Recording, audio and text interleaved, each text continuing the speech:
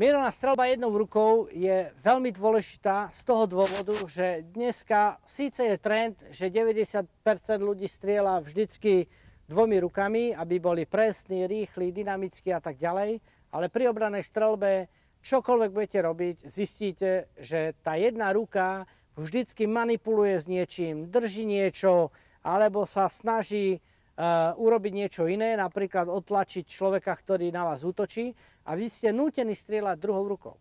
To znamená, že 90% v systéme reálnej obrany, ktorý ja prezentujem, je to o tom, že strieľate jednou rukou a preto je dôležité, aby ste vedeli strieľať rovnako presne mierenú streľbu jednou rukou, silnou a slabou, podľa toho, či ste pravák a ľavák, pravou a ľavou, alebo opačne teda ľavou a pravou, tak, aby ste mali rovnaké zásahy ako dvomi rukami.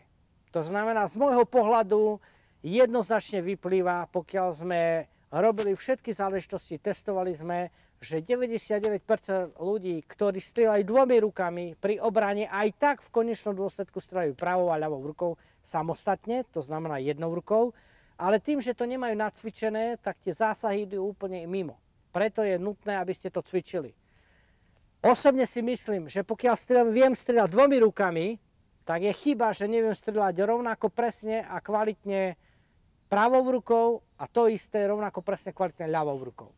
To znamená, že je dobré, keď to budete vedieť a je nutné to cvičiť. Akým spôsobom to cvičíme? Cvičíme to presne takisto, ako keď ste stáli z miesta a robili ste tieto pohyby a strieľali sme jednou rukou, teda respektíve dvomi rukami, tak teraz to budeme robiť len jednou rukou. Podľa toho, či sa rozhodnete cvičiť pravou alebo ľavou rukou. Takisto, celý ten pohyb je zase v priamke, presne tak, ako pri streľbe je dvomi rukami. Akorát rozdiel je, že tá zbraň je vytočená. To vám potom ukážem. A samozrejme po výstrele sledujete mieridla a stiahujete zbraň týmto spôsobom.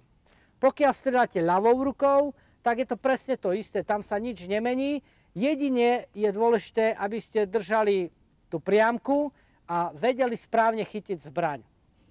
Hej, keď po výstrele zase automaticky idete dozadu.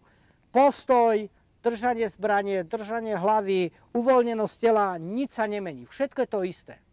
Pre nás je podstatné, aby ste si uvedomili, že pokiaľ ja urobím v zásade streľbu jednou rukou, tak tá jedna ruka, keď sa vysúva dopredu, tak tá zbraň není kolmo, ale je 45 stupňov. To znamená, že ja nestrieľam týmto spôsobom, ale tá zbraň je takto vytočená.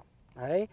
Je to kvôli tomu, že tá zbraň je v lepšej polohe, máte tú ruku voľnejšiu a zároveň to rameno, ktoré tu je, ide mierne dopredu. To znamená, som tu, toto rameno ide mierne dopredu, boky ostávajú stále na rovnakej úrovni. Je jedno, či pravá noha alebo ľavá noha je vpredu alebo vzadu. Dôležité je len vytočenie toho ramena, bokov a samozrejme zbraň, ktorá nie je kolmo, ale je trochu mimo. Potom je dôležité držanie. Už som vám povedal, že ja pri jednej ruke, alebo teda väčšinu času strieľam jednou rukou, preto to držanie je takéto. Vám, keď sedí takéto držanie, tak si ho kľudne takto držte. Hej. Ja osobne strieľam toto, pretože mne toto lepšie vyhovuje. Pozor, táto streľba sa bude časom modifikovať, keď budeme strieľať spoza bariér, na túto streľbu. To znamená, že tá ruka bude držaná takto. Hej. Lakeť k sebe a tá zbraň nebude otočená týmto spôsobom a takto. Ale bude takto. Hej. Takže neberte to za dogmu, že tá zbraň je stále rovno voči zemi, ale bude sa točiť týmto spôsobom alebo týmto spôsobom podľa toho, v akej situácii sa práve budete nachádzať. Hej. A ináč tá streľba je úplne rovnaká.